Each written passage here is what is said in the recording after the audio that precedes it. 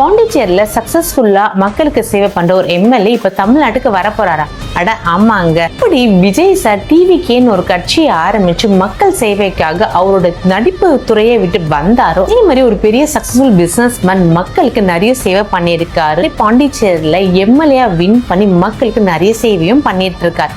அவரு புது கட்சி ஆரம்பிச்சு இப்ப தமிழ்நாட்டுக்கும் வரப்போறார். அவர் யாருன்னு உங்களுக்கு தெரியுமா? தமிழ்நாடு பொலிட்டிக்கலுக்கே ஒரு ஷாக். வேற யாரும் இல்ல, successful business man Jose Charles Martin sir தாங்க.